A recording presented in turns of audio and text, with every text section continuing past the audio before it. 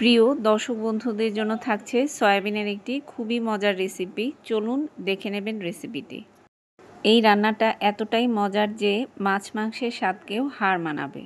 আপনি এটাকে ভাত, পোলাও, রুটি, পরোটা যে কোনো কিছুর সাথেই পরিবেশন করতে পারবেন।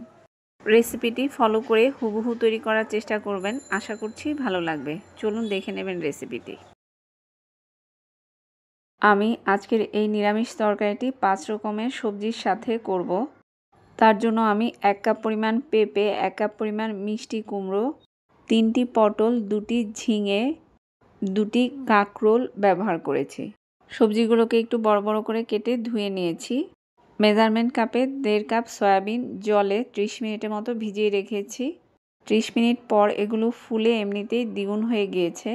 ভিজিয়ে রাখা সয়াবিনগুলোকে বারবার জল পাল্টে বেশ কয়েকবার ধুয়ে নেব।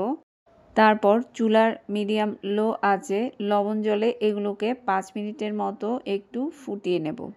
এটা করার উদ্দেশ্য হলো সয়াবিনের যে একটা গন্ধ রয়েছে সেটা চলে যাবে এবং এগুলো ফুলে নরম হয়ে যাবে। গ্যাস থেকে নামিয়ে ঠান্ডা হলে আলতো করে চাপ দিয়ে একটু জলটা ঝরিয়ে নেব। চুলায় একটি প্রশস্ত কড়াই বসিয়ে দিয়েছি। আমি ননস্টিকের কড়াই নিয়েছি। আপনারা আপনাদের পছন্দ অনুযায়ী কড়াই ব্যবহার করুন। 1/3 কাপ সর্ষের তেল দিয়েছি। 1/4 টিস্পুন হলুদ গুঁড়ো ও খুব সামান্য একটু লবণ। তারপর সেদ্ধ করে জল ঝরিয়ে রাখা সয়াবিনগুলো এর মধ্যে দিয়ে একটু লালচে করে ভেজে তুলে নেব।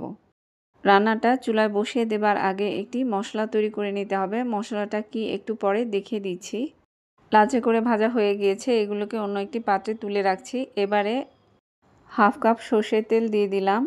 এই রান্নাটা সর্ষের তেলেই মজা হয় বেশি, তবে আপনি চাইলে সাদা তেল সর্ষের তেল মিশিয়েও করতে পারেন অথবা শুধু সাদা তেল দিয়েও করতে পারেন। ফোড়নের জন্য দিয়েছি 1/2 চা চামচ গোটা জিরা, 1/2 চা চামচ কালো জিরা, 2টো শুকনো মরিচ, 2টো তেজপাতা ছোট করে কেটে নিয়েছি। তারপর 1 কাপ পরিমাণ পেঁয়াজ বাটা দিয়ে দিয়েছি। একটু সময় কষিয়ে নিয়ে দিয়ে দিচ্ছি 2 চা চামচ আদা বাটা, 2 চা চামচ রসুন বাটা। খুব ভালো করে কষিয়ে নিতে হবে। কষিয়ে নেবার প্রয়োজনে একটুখানি জল দিয়ে দিলাম। আমি এখানে 1/2 কাপ পরিমাণ জল ব্যবহার করেছি। মশলাগুলো যাতে পুড়ে না যায় এজন্য একটু জল ব্যবহার করছি। এবারে দিয়ে দিচ্ছি 1 চা চামচ হলুদ গুঁড়ো।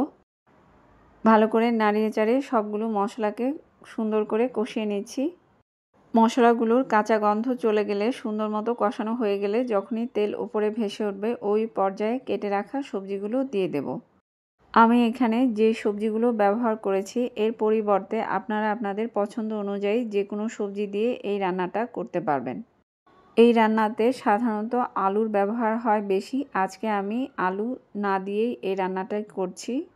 চাইলে আপনি এই সময়ে পাওয়া যায় পুঁই শাকের কচি ডগা, ডাঁটা, মিষ্টি আলু এর সাথে ব্যবহার করতে পারেন। দিয়েছি 1 চা চামচ ভর্তি করে লবণ। লবণটা আপনারা স্বাদ অনুযায়ী ব্যবহার করুন। আমি সয়াবিন ভেজে নেওয়ার সময় 1/4 টিস্পুনের মতো লবণ ব্যবহার করেছি। সব সবজিকে মশলার সাথে খুব ভালো করে নেড়েচেড়ে মিশিয়ে নিয়ে ঢাকনা দিয়ে ঢেকে চুলার আঁচটাকে কমিয়ে দিয়ে 5 থেকে 7 মিনিটের মতো রান্না করে নেব।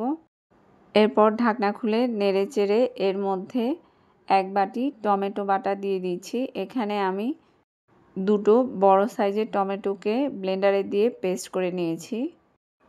আপনারা চাইলে বাটা টমেটোর পরিবর্তে টুকরো করা টমেটো ব্যবহার করতে পারেন। আমি টমেটোটা পেস্ট করে ব্যবহার করছি কারণ এতে তরকারির কালারটা খুব সুন্দর আসে। আবারও নেড়েচেড়ে খুব ভালো করে কষিয়ে নিচ্ছি। এই পর্যায়ে ভেজে রাখা সয়াবিনগুলো দিয়ে দেব এবং সবজির সাথে খুব ভালো করে মিশিয়ে নেব। ঢাকনা দিয়ে ঢেকে আরও কিছু সময় রান্না করে নেব। এবারে আমি কিছু মশলা ড্রাই রোস্ট করে গুঁড়ো করে নিয়েছি। এখানে আছে ধনিয়া, জিরা, শাহি জিরা ও কিছু গরম মশলা।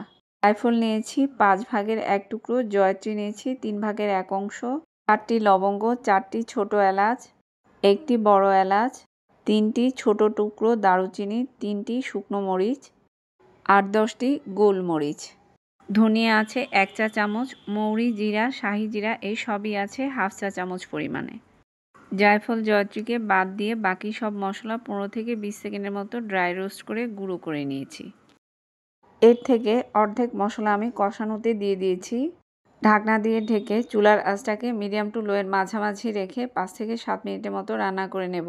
সবজি ও সয়াবিন দিয়ে দেবার পর চুলার মিডিয়াম লো আঁচে এটাকে মোটামুটি 10 থেকে 15 মিনিটের মতো কষিয়ে নিতে হবে। সবজি থেকে বের হওয়া জলটা সম্পূর্ণরূপে শুকিয়ে গেলে এরপরে এর মধ্যে ঝোলের জন্য প্রয়োজন অনুসারে জল অ্যাড করতে হবে। এখানে গরম জলটাই ব্যবহার করতে হবে, তা নইলে তরকারির টেস্টটা নষ্ট হয়ে যাবে। আমি 2 গ্লাস পরিমাণ জল ব্যবহার করেছি, অর্থাৎ প্রায় 200 ml এর মতো জল ব্যবহার করেছি। এরপর 5-6টি কাঁচামরিচ দিয়েছি, 1 টেবিল চামচ পরিমাণ ধনেপাতা দিয়েছি এবং টেস্টটাকে ব্যালেন্স করার জন্য খুব সামান্য পরিমাণে একটু চিনি দিয়েছি। 3 আঙ্গুলের 1 চিমটি পরিমাণ চিনি দিলেই হবে, না দিলেও অসুবিধে নেই। সবশেষে দিয়ে দিচ্ছি 1 টেবিল চামচ পরিমাণ ঘি ও 2 টেবিল চামচ পরিমাণ কাঁচা সর্ষের তেল। চুলার আঁচটাকে একেবারে কমিয়ে দিয়ে ঢাকনা দিয়ে ঢেকে আরও 5 মিনিট রান্না করে নেব।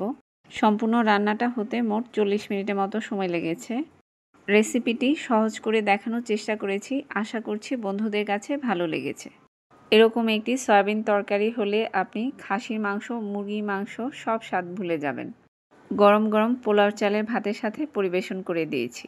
রুটি পরোটার সাথেও দুর্দান্ত লাগবে। ভালো থাকবেন বন্ধুরা, ধন্যবাদ।